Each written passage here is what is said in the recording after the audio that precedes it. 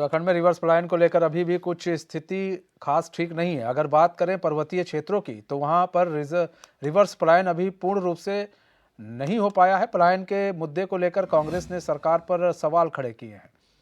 कांग्रेस का कहना है कि जितना पलायन बीजेपी के शासनकाल में हुआ, उतना कभी भी नहीं हुआ है।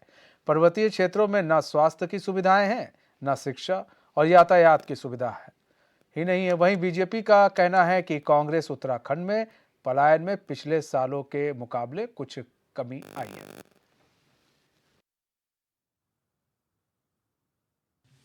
देखिए, सरकार ने तो पलायन आयोग भी बनाया था, रिवर्स पलायन की बात की थी।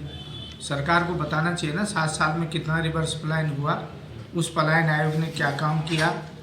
देखिए, जितना पलायन भाजपा के शासनकाल में हुआ है, मेरे ख्याल से कभी नहीं हुआ। 5-6 मुख्यमंत्री आते हैं पौड़ी से और सबसे ज़्यादा पलायन वहाँ हुआ है। इससे बड़ी दुर्भाग्यपूर्ण बात और कुछ नहीं हो सकती है। पलायन कर रहे हैं लोग, लेकिन सरकार का उस तरफ कोई ध्यान नहीं है। गांव के सीमांत के गांव खाली हो गए। सरकार केवल आयोग बनाकर इतिश्री करना चाहती है। सरकार का पलायन के संबंध में कोई योजना नहीं है।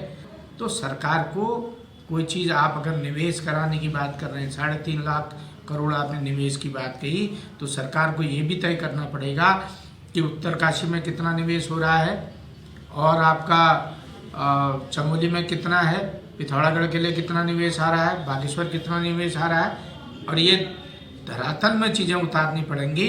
हवाईबाजी करके काम चलने वाला नहीं है। देखिए, ऐसा है, आपने कभी देखा है कि कोई व्यक्ति जब मोतियाबिंद का ऑपरेशन कराकर निकलता है तो वो काले कलर का चश्मा लगा के रहता है कि उसको हर चीज काली नजर आती है। तो कांग्रेस इस समय वैसा ही बयान, मुझे लगता है उनके ऊपर वही चीज सनक सवार हो रखी है कि ये सब के सब मोतियाबिंद का ऑपरेशन करा के निकले हों और काली काली हर जगह चीजें नजर आ रही हों। तो वो काला चश्मा उतारें और उतार कर देखें कि इनके समय में कितने पलायन हुए थे, उन आंकड़े को उठाएं और देखें। और जो हमने पहले से हमने कहावत इनके समय से सुनती चली आ रही हूँ कि पहाड़ की जवानी पहाड़ का पानी, कभी पहाड़ के काम नहीं आया। लेकिन आज हम लोगों ने उस चीज को गलत साबित किया है कि पहाड़ की जवानी और पहाड़ की पानी पहाड़ के ही काम आ रहा है। एसी के कमरे में बैठकर कांग्रेस जो इस तरीके की बातें करती, मैं उनसे ये पूछना चाहती हूँ कि एसी कमरे के बाहर निकलकर आप लोगों ने कब पलायन के बारे में सोचा, या लोगों के बारे में सोचा, उत्तराखंड की जनता के बारे में सोचा? लेकिन ना, इनके यहाँ तो थूकने की प्रतियोगिता और परंपरा चल गई थी। कभी करण महाराज थूकते नजर आ रहे थे, कभी खंडूरी जी थूकते नजर आ रहे थे। तो जो ये बयान दे रहे हैं वो ये सोच कर दे कि जो व्यक्ति उत्तराखंडियत पे थूकता है वो उत्तराखंडियत की बात कर रहा है। तो शर्मनाक है इनके मुंह से इस तरीके की कोई भी बात सुनना।